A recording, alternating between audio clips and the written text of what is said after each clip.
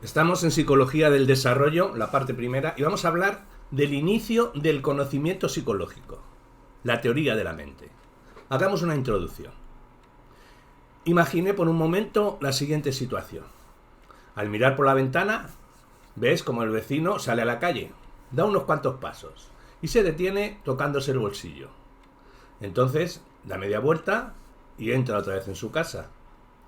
Seguro que entenderás el comportamiento de tu vecino, dándole una explicación sencilla. Pues bien, esta habilidad es uno de los aspectos más significativos que parecen caracterizarnos como especie inteligente.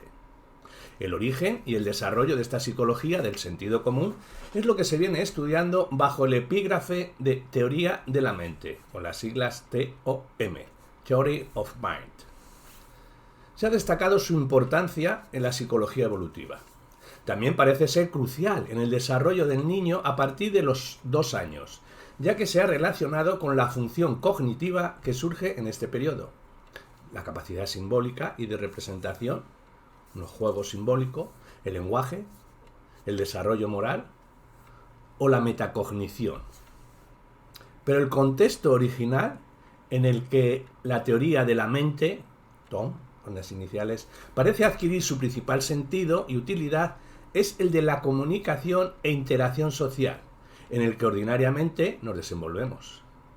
Vamos a hablar de perspectivas en el estudio de la teoría de la mente, sus antecedentes históricos.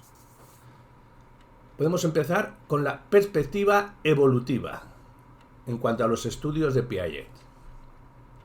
Los estudios de Piaget, en 1996, en torno a la representación del mundo en el niño. La evolución que Piaget encuentra supone el paso de un pensamiento egocéntrico a un pensamiento socializado que surgiría con las operaciones concretas hacia los 7 años. El egocentrismo piagetiano supone que el niño no es capaz de situarse en la perspectiva cognitiva de los demás, ni siquiera de adoptar en el plano perceptivo el punto de vista de otro, como se ponía de manifiesto en la tarea de las 3 montañas. Otra manifestación característica se encuentra en el realismo de sus concepciones acerca de los distintos fenómenos mentales y que le lleva a atribuirles propiedades observables. Confundir experiencias subjetivas, sueños, pensamientos con la realidad. La perspectiva etológica. El estudio de Premack y Woodruff. Los estudios modernos sobre la teoría de la mente se han originado en un estudio de psicología comparada. Se trata del estudio de Premack y Woodruff en el 1978, en el que trataban de averiguar si los chimpancés también desarrollan una teoría de la mente. Estos autores llegaron a la conclusión de que los chimpancés poseen cierta comprensión rudimentaria. En este contexto, la formación de una TOM se ha relacionado con aspectos propiamente humanos, la autoconciencia, la capacidad de comunicación simbólica y más en concreto con el desarrollo de las capacidades generales de representación, especialmente con el juego simbólico o de ficción, relacionado con el desarrollo de capacidades metacognitivas. El dato de mayor interés de esta teoría se encuentra en su carencia en algunas psicopatologías como la esquizofrenia y el autismo. Hablemos de la perspectiva evolucionista, la inteligencia práctica e inteligencia social. Desde un punto de vista pragmático, la inteligencia práctica, con la aptitud puramente cognitiva, parece que no sirve de nada, si no se complementa con la inteligencia social. Esta inteligencia social puede ponerse al servicio de la cooperación, de la competición o del engaño, permitiendo actuar astutamente en función solo de los propios intereses. Una de las principales manifestaciones de la inteligencia social es la capacidad para formar y utilizar convenientemente una teoría de la mente. Nicholas Humphrey en el 1986 y Hawley en el 66 defendían que el cerebro y la inteligencia humana han evolucionado primeramente para adaptarse a la creciente complejidad del medio social y responder así a sus presiones. Las principales herramientas para esta adaptación serían la propia conciencia, la capacidad de autoconciencia y la capacidad para formular y utilizar una teoría de la mente. En ellas orientadas a proteger contra el engaño y a reforzar la cooperación. Hablemos de la teoría de la mente frente a la teoría de la conducta. El planteamiento que acabo de hacer supone una inversión de la teoría evolucionista, puesto que prevalece la inteligencia social sobre la inteligencia práctica. Desde este punto vemos el valor adaptativo de Lacan y la presión selectiva que ha podido producirse sobre la inteligencia para adoptar atribuciones internas e intencionales como base de explicación de conducta. Sin embargo, muchos comportamientos pueden explicarse a través de simples reglas conductuales, estímulos, respuestas, conductismo. La teoría de la mente es porque la explicación de la conducta que puede hacerse partiendo de la observación de los eventos externos es muy limitada, ya que omite los factores que parecen resultar determinantes en la mayoría de las situaciones. Se necesita algo más que una mera teoría de la conducta. Se necesita alguna concepción de las variables internas que permita conectar los estímulos y las respuestas variables que normalmente identificamos como estados mentales. Estamos ante una habilidad que es mentalista. La teoría de la mente, la capacidad humana universal, que implica la comprensión de la propia mente y la de los demás, pudiendo ver más allá de la conducta externa observada. Vamos a hablar de la teoría de la mente como sistema conceptual. La expresión teoría de la mente alude directamente a un enfoque teórico sobre su estudio, las denominadas teoría de la teoría. Desde esta perspectiva, se entiende que las nociones e ideas sobre la mente vienen a configurar todo un sistema conceptual elaborado, que supone distinciones ontológicas específicas y un marco explicativo, causal, propio dentro de un sistema integrado y coherente. En este sentido, se habla de teoría en referencia a dos aspectos y funciones básicas. 1. Su carácter interpretativo, discriminativo, respecto a los hechos observados, ontología. Y 2. Su carácter inferencial y predictivo, sistema de reglas de interconexión entre los conceptos que sirve de base para explicar y pronosticar los hechos futuros. En este definiremos Lacan como un subsistema cognitivo que se compone de un soporte conceptual y unos mecanismos de interferencia y que cumple la función de manejar, predecir e interpretar la conducta. Desde el punto de vista del razonamiento causal, la mente media entre la percepción y la acción a través de los pilares básicos de Lacan, que son deseos, creencias e intenciones. La teoría de la mente madura permite una conceptualización casi automática de las situaciones sociales. Agente, acción, intencional, deseo, creencia. Hablemos del desarrollo de la teoría de la mente. Aspectos esenciales en la teoría, Lacan. La prueba de la falsa creencia. Hay dos aspectos que son principales. 1. Se debe alcanzar una idea integrada de deseos-creencias. Las atribuciones sobre cómo influyen estos estados mentales, deseos y creencias, se apoyan en dos apreciaciones claves. Que los deseos pueden no cumplirse y que las creencias pueden ser falsas, de manera que ambas puedan estar relacionadas. Y 2. Deriva en comprender que la conducta responde a los estados internos, a las representaciones y creencias sobre la realidad, una situación subjetiva, y no a la remisma situación objetiva. Reconocer el afecto, el efecto de las creencias constituye un indicio de gran valor sobre cómo se comprende el funcionamiento del mundo mental y se ha considerado como un test para decidir si posee o no una teoría de la mente. Dennett, en 1978, propuso dos criterios básicos a este respecto. 1. Deben tener presente creencias sobre las creencias ajenas y distinguirlas claramente de las propias.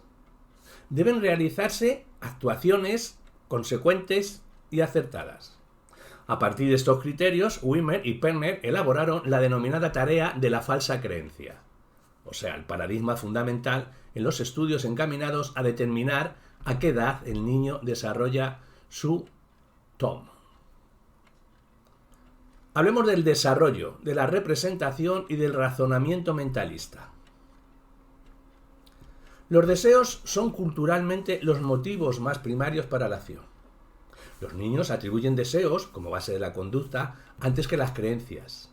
Esto empieza sobre los 2 años. Hacia los 3 años se configura una ontología consistente.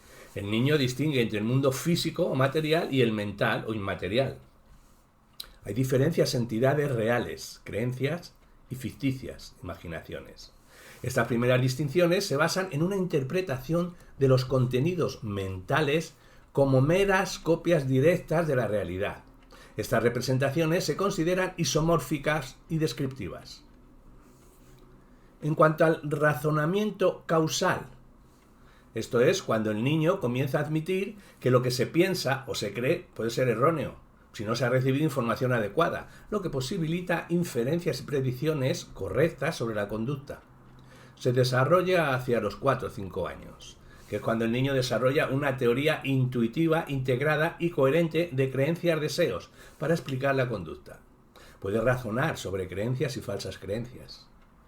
Entre los 4 y los 6 años serán capaces, además, de diferenciar entre el pensamiento propio y el de los demás, permitiendo resolver tareas como la de falsa creencia. Vamos a hablar de los estudios recientes con tareas no verbales. Entre los teóricos se ha llegado a la conclusión de que hacia los 5 años es cuando se completa la formación de la teoría, consistente en que implica un sistema conceptual coherente sobre los estados mentales y un sistema inferencial eficaz para la explicación y predicción de consultas, de conductas, basado en la cadena acceso informativo creencias-conducta. Algunos han cuestionado esta tarea como demasiado laxa, como prueba de una teoría madura, ya que puede resolverse solo en función del acceso informativo, sin que sea necesaria una visión realmente interpretativa de la mente, por lo que es probable que se desarrolle después de los 5 años. En los últimos años se ha criticado la tarea de falsa creencia por ser una prueba demasiado difícil, lo que explicaría su fracaso, y pondría de manifiesto fallos ejecutivos más que de competencia. Estudios recientes son alternativas no verbales al test de falsa creencia y sugieren que una cierta comprensión de creencias y falsas creencias podrían desarrollarse antes de los 2 años. Frente a las teorías de dominio general, paradigma de falsa creencia, estos estudios recientes apoyan los planteamientos que enfocan a la teoría como una competencia de dominio específico. Hablemos de los prerequisitos y precursores de la teoría de la mente. Como prerequisitos para el desarrollo de la teoría de la mente se ha apelado sobre todo a discriminaciones sociales tempranas. Nombrémosla. Atención y discriminación de sonidos lingüísticamente relevantes, reconocimiento del rostro humano, sensibilidad a la contingencia de las interacciones con los demás, atención conjunta y captación de la intencionalidad en las interacciones, discriminación de los seres autoanimados y de los patrones biológicos de movimiento, reconocimiento de los humanos como seres autoanimados, atención y discriminación de los movimientos humanos frente a la de los otros seres autoanimados, limitaciones de acciones humanas. Es preciso tener en cuenta que esta sensibilidad de dominio específico, por sí sola, no implica ninguna comprensión psicológica mentalista. Hablemos de la comprensión de la intencionalidad. El primer paso hacia la teoría de la mente en la captación y comprensión de la intencionalidad en sus 2 planos característicos e interconectados, que serían el plano conductual y el plano representacional. En cuanto al plano conductual, es el que admite que desde los primeros meses el bebé reconoce a los seres humanos como autoanimados, interpreta sus conductas como dirigidas a una meta. Esta es una atribución inicialmente teológica que posteriormente pasa a ser mentalista. Según algunos autores, esto ocurre hacia los 9 o 10 meses, mientras otros autores lo sitúan hacia los 6. Y en el plano representacional, la intencionalidad tiene la característica de los propios estados de la mente en sentido filosófico, esto es, en cuanto a entes tendentes o a referidos o dirigidos a otra cosa.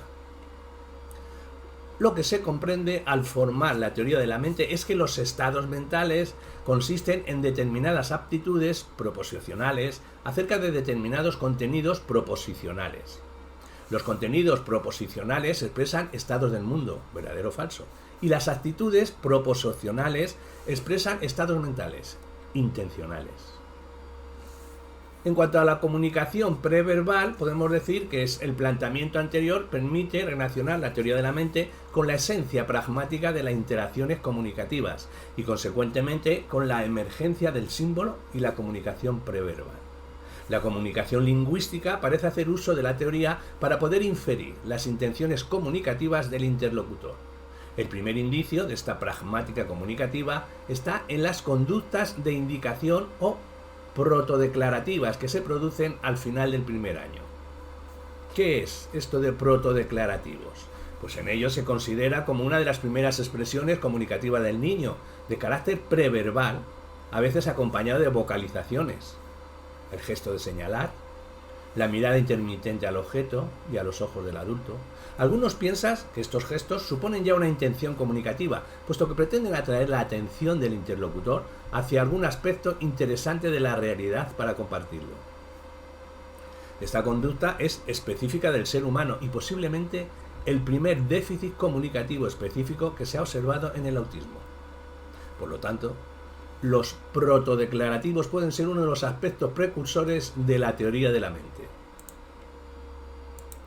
Vamos a hablar de teorías sobre el origen y naturaleza de la teoría de la mente. Las teorías cognitivas sobre el desarrollo de la teoría de la mente se han situado básicamente en dos polos opuestos. Una, las que postulan un desarrollo muy temprano, apelando a mecanismos innatos del dominio específico. Dos, las que se consideran como base de la teoría de la mente, un conjunto diverso de competencias de dominio general, comunicativas, representacionales, de procesamiento, que coincidirían en el desarrollo más tardíamente para permitir la representación y el razonamiento sobre lo mental. Y tres, esta destaca los aspectos afectivo-emocionales frente a los cognitivos y relaciona la teoría de la mente con las especiales capacidades intersubjetivas e introspectivas de los humanos. Vamos a hablar de teorías modularistas. Partiendo de la teoría de Ford, muchos teóricos defienden la idea de que la teoría de la mente se asienta en un módulo específico. Hablemos de ellos, de los módulos. ¿Qué son? Son mecanismos especializados en el procesamiento y representación de información muy específica.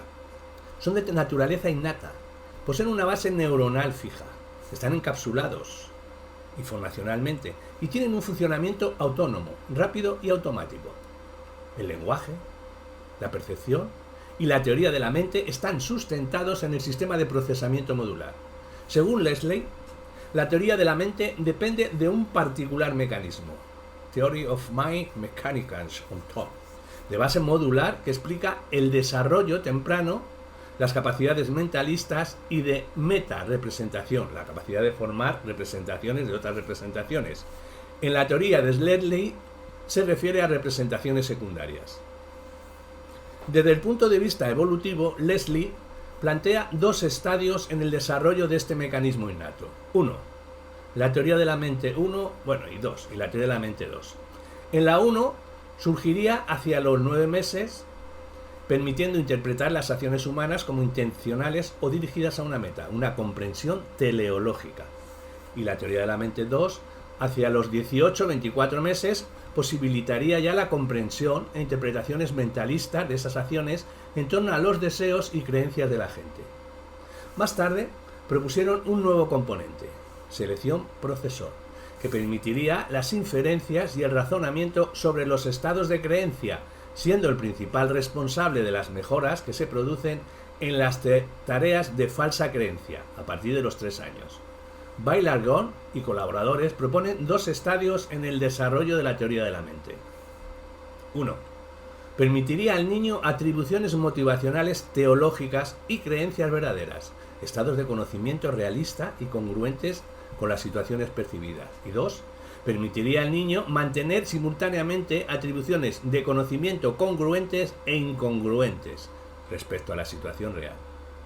En cuanto a las teorías de la teoría, Desde la perspectiva modularista, las particulares experiencias del niño vienen a estimular el despliegue madurativo de estructuras innatas. Sin embargo, los teóricos de la teoría defienden que esa experiencia tiene un papel formativo, proporcionando los datos con los que se van construyendo la teoría de la mente. Desde este enfoque representacional y maduro no se desarrolla antes de los 4 años. Se admiten bases innatas en su desarrollo que atienden a predisposiciones mentalistas que evolucionarían a través de mecanismos de dominio general. Woodward ha propuesto que esta capacidad para captar intencionalidad se origina en la experiencia personal del niño, la toma de conciencia. Esta conexión entre la conducta propia y la de otros estaría mediada por las neuronas espejo, según Medford, y colaboradores para explicar la capacidad de los recién nacidos para realizar imitaciones faciales. El niño contaría de forma innata con un sistema de representación supramodal que le permitiría asociar la percepción de sus propios movimientos con los observados. La teoría de la mente proporciona la base para que el niño comience a reconocer a los demás como semejantes, inicialmente objetiva y conductualmente observables, y más tarde subjetivo psicológico. La tercera alternativa corresponde a las teorías de la simulación, posibles bases neurológicas de la teoría de la mente. Y por último, hablemos sobre las teorías de la simulación. Las teorías de la teoría, como las modularistas, son de marcado carácter cognitivo-computacional. Opuestamente a esto, se ha desarrollado un enfoque alternativo. Se trata de una perspectiva sociocultural y contextualista que rechaza los procesos de cómputo mentalista y la teoría de la mente. Según esta teoría, tenemos acceso directo e intuitivo a nuestros propios estados mentales y que accedemos a los demás a través de la empatía y la simulación. Se interpreta el campo en términos de experiencias subjetivas e intersubjetivas relativamente directas.